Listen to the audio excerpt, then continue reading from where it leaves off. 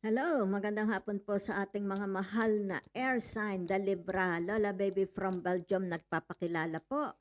Kung gusto po ninyo mag-subscribe, libre lang po, okay? Oo, if ever magustuhan nyo ang reading ko sa inyo, ito pong reading sa inyo is para sa mga natitirang araw ng buwan ng Abril. So, tingnan po natin ha, general po ito, kayo na lang po ang mag-fit. Para sa mga mahal na the Libra, okay? Libra, yan. Ibig sabihin nito, magaling kang mangaral. Yan ha. Ibig sabihin nito, kung ano ang iyong, it's like nasa katikis, nagtuturo ba kayo ng katisismo? Yan. Kumbaga dito, it's about pagmamahalan, di ba? Kailangan walang hatred. Yan. It's like katikismo kayo. Yan. Sa simbahan, maaring kayo yung tinatawag na member ng simbahan, member ng Katoliko, member ng Bible clubs, 'di ba? Bible studies, baka nagtuturo kayo sa mga bata, okay? Halimbawa sa weekends, tuwing linggo, yan. Kumbaga dito maaring kayo is yung tinatawag na member ng music choir, song choir, 'di ba? Yan sa simbahan. Yan ha. So napakaganda, napakabuti ng inyong puso, mga mahal na Libra. For some of you, yung tinatawag na there is someone very intimidating. Yan, ini-intimidate kayo kung sino ito ha.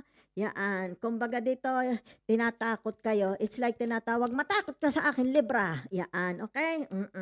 So, meron dito, it's like tinatawag, maaring ito'y boss ninyo. 'Di ba kung sino man yan? Okay? It's like tinatawag, you are looking up to them. Okay? It's like tinatawag na sila ang boss, 'di ba? Yan. So, kung sino man ito, yung tinatawag palagi ng galit. Yan, masama ang ano ng taong ito, pag-iisip nito, ang ugali. Yan, iwasan ninyo, Libra. Masama ang ugali ng taong ito. Yan. It's like tinatawag, hindi ka na makapagpaliwanag sa kanya. Hindi ka na makapagsalita. Palagi siyang galit. Palagi kontra siya sa iyo. Iwasan mo siya. It's like tinatawag, put a boundary. Okay? Between you and them. It's like tinatawag, tinatapon niya. O, kita mo, parang tinatapon niya ang sisi sa iyo. It's like tinatawag, kahit yung halimbawa nangyari sa nakalipas, binabanggit niya paulit-ulit, okay, kung sino man yaan.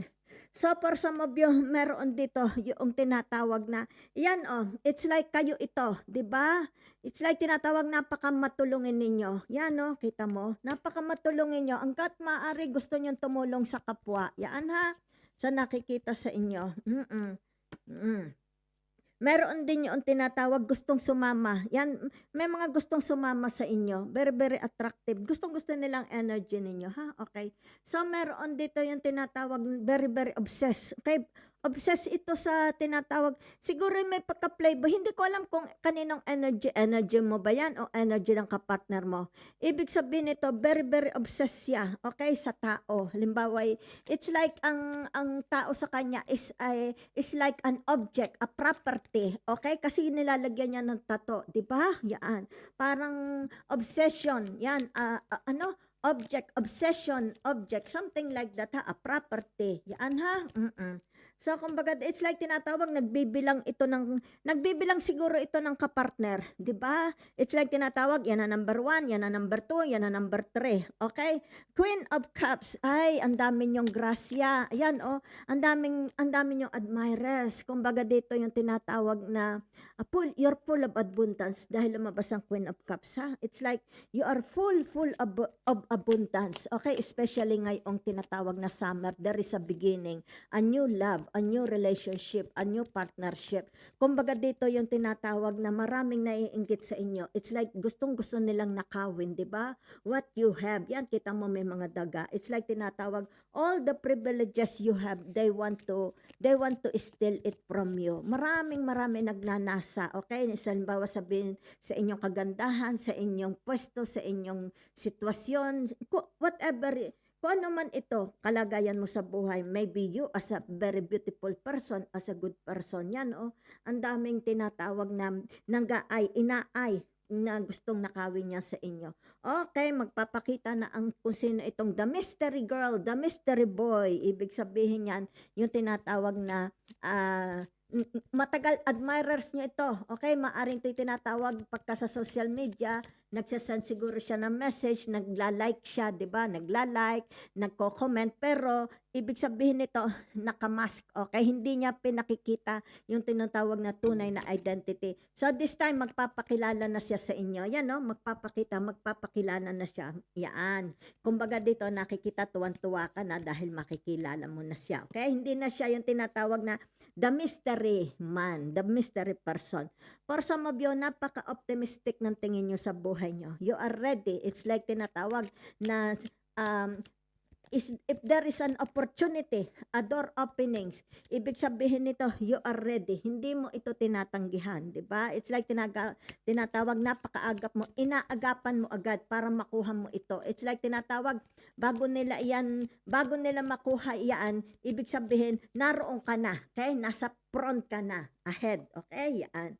So, for some of you, yung tinatawag na, for some of you, maaring it's about your health. Okay? Maaring dito for some of you, yung tinatawag, you need to eat a lot of fruits, you need to eat a lot of vegetables, juice, soup. Okay? Ibig sabihin nito, stay away muna sa mga red meat. Stay away muna sa ulam. Baka matataas ang inyong tinatawag cholesterol, di ba?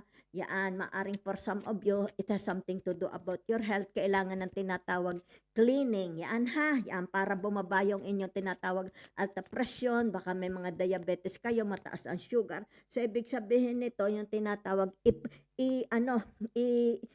gumawa ng menu. Okay, let's say 1 week menu, 3 weeks menu, more fruits and vegetables. Okay? So, for some of you, nakikita dito, it's about your future. It's like tinatawag, kumukonsulta kayo sa astrology, sa tarot. It's about your future. Gusto nyo malaman ano ang kapalarang naghihintay for you. Okay? So, for some of you, you are friends. There are people, okay? Kaya nga sabi nila, what are friends are for, 'di ba? Kung hindi magtutulungan, either kayo matulungin kayo sa kanila or sila tinutulungan ka sa mga problema mo. It's like indoors, 'di ba? So, let's say sabi may problema kayo sa loob ng bahay, 'di ba? Or halimbawa makalat. Ibig sabihin nito ay may mga halimbawa natulong sa yung mga anak o mga kapatid para ligpitin ang mga kalat, 'di ba? Okay, so ibig sabihin nito hindi ka nahihirapan. Merong tinatawag na very very yan no, 'di ba? It's like tumutulong sa inyo, financial man ito, as ano man ito, problema mo, someone to cry on, 'di ba? Yan, present sila sa inyo ha. So for some of you, it's about the wishbone. You have a wishbone. Ibig sabihin nito, you will receive your tinatawag mga sagot sa mga katanungan ninyo. Okay? So, ibig sabihin nito yung tinatawag na wishing upon a star. Yan, Ibig sabihin nito, clearing conscience. Diba? It's like tinatawag na, I have nothing to hide. Okay? My conscience is clean. Diba? Yan, for some of you, nakikita dito, you are aligned to the heavenly bodies. Okay? Nakikita dito yung tinatawag black and white. I have nothing to hide. Kaya nakahubad kayo, 'di ba? I have clean conscience. Ibig sabihin nito, may true love talaga nagmamahal sa inyo. Ibig sabihin nito, hindi kanya iiwanan. Forever siyang pag-ibig ang pag-ibig niya sa iyo is wagas. So wag mong pagdudahan. For some of you, nakikita dito yung tinatawag, maybe nasa online na sabihin na nating platform, baka may mga platform kayo, 'di ba? It's like tinatawag nagtuturo kayo, a vlogger, okay? Yung tinatawag na your creativity, kumbaga i-share ninyo. So for some of you, nakikita dito, even magkalayo kayo sa isa't isa, tumutulong. Okay? It's like tinatawag na pagka may problema ang iyong mga friends, let's say sabihin natin magkalayo sa isa't isa, ibig sabihin nito, yung tinatawag na ini-impart mo, ini-stretch mo, okay? Pinaabot mo ang tulong mo sa kanya or pinaabot nila o yung tinatawag ini-impart nila ang tulong nila sa inyo. So ibig sabihin nito yung tinatawag na true friends ninyo. Okay? Maaring for some of you nasa social media nagtuturo, maaring online gamers kayo, 'di ba? O kaya meron kayong tinatawag na online business, 'di ba? It's like tinatawag na maybe this is your passion, your hobbies na papagkakwartahan mo, na papagkaperahan mo. Maaring tinatawag sa bahay, home business, kasama mo mga mahal mo sa buhay, 'di ba? Whatever is that, very productive.